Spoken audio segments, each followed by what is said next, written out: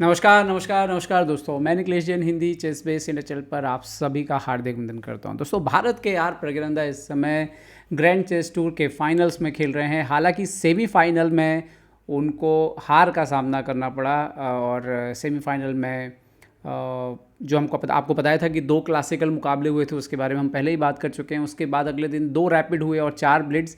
इसमें ओवरऑल जो है वो MVL का पलड़ा जो है वो भारी रहा। बट इस दौरान प्रज्ञानंदा ने एक बेहतरीन बाजी भी खेली। तो आइए हम उस बाजी पर जो है अपना ध्यान केंद्रित करेंगे।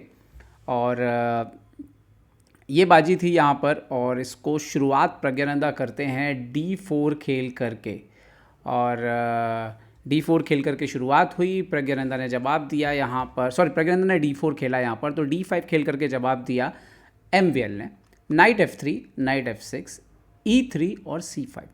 अब ये अगर आप ध्यान से देखोगे तो ये क्वींस गैम्बिट का अपोजिट साइड है, जहाँ पर आप देख सकते हो कि ब्लैक जो है वो वाइट की तरह से यहाँ पर C5 पे पॉन दे रहा है, जो वाइट C4 पे देता है। प्रज्ञानंदा ने एक्सेप्ट कर लिया, तो आप कह सकते हैं queen's gambit accepted from white side.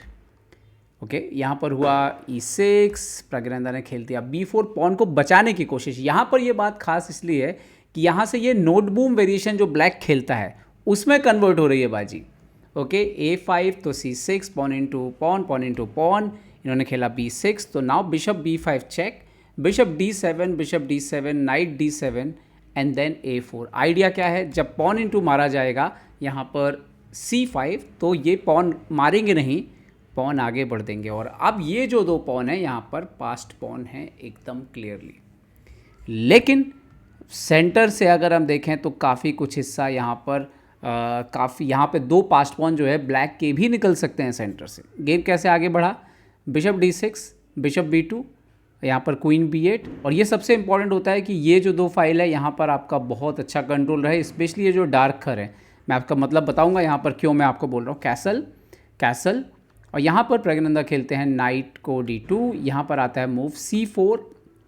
Basically आपको B3 का स्क्वायर नहीं लेने देना है। अब इस पूरी कवायद में कोशिश ये रहती है, ब्लैक की कोशिश ये है कि ये आपका पॉन आगे ना बढ़ने पाए, क्योंकि अगर ये आगे बढ़ गया तो फिर तो खेल गड़बड़ हो जाएगा। एक बार 5वें घर पे पहुंच गए प्यादे तो फिर बहुत दिक्कत हो जाएगी, वो एक पीस लेके जाएंगे वो पॉन।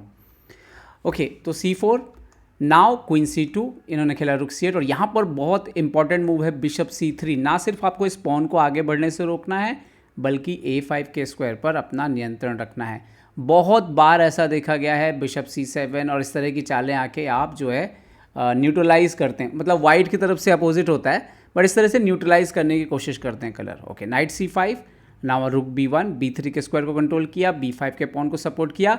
और आप देखिए बिल्कुल प्लान है यहाँ पर ये पॉन को आगे बढ़ने का। अब यहाँ पर ही जो है गड़बड़ हुई।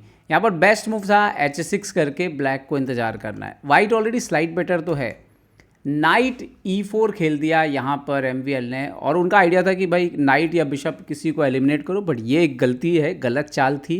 इसके बाद प्रज्ञानंदा बेटर हो गए। Night into E4, pawn into E4 मारा, नाइट जाता है यहाँ पर D4 पर। अब आप देखिए नाइट C6 का भी थ्रेट है, इस पॉन को भी सपोर्ट है, और A5 का भी थ्रेट है। बिशप इंटू H2 मिला, बट किंग F1। यहाँ पर जो बेस्ट मूव था, उनको लग रहा था क्योंकि पॉन पुश होने वाला है तो इस नाइट को एलिमिनेट करना ज़रूरी हो रहा था, तो उन्होंने खेला यहाँ पर बिशप E5।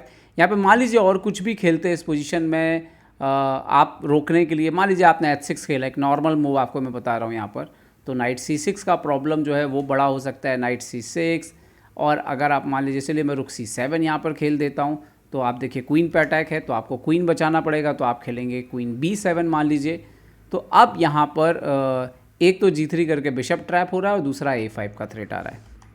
तो उनको है ना, यहाँ पे ये जो बेस्ट मूव दिखा वो था bishop E5, but anyway night C6 आया, रुक इंटू C6 एक्सचेंज दिया, night B3, but bishop E5 with the tempo आया क्वीन पर अटैक के साथ, क्वीन E5, रुक A2। अब वाइट यहाँ पर हो गया था एक्सचेंज।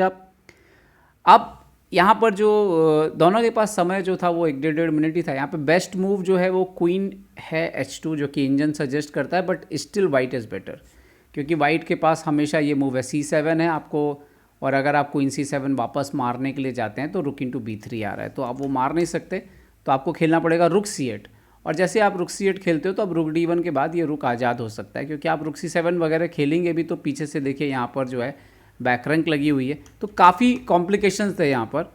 तो उन्होंने यहाँ पर खेला नाइट A5 और इसके बाद रुक B5, क्वीन इधर गया, बट थोड़ी देर में क्वीन एक्सचेंज करना पड़ गया और फिर सिंपल एक्सचेंज ऑफ पोजीशन था ये, जहाँ पर एक पास्ट पॉन भी था, वो भी कॉर्नर का पास्ट पॉन नाइट के अगेंस्ट।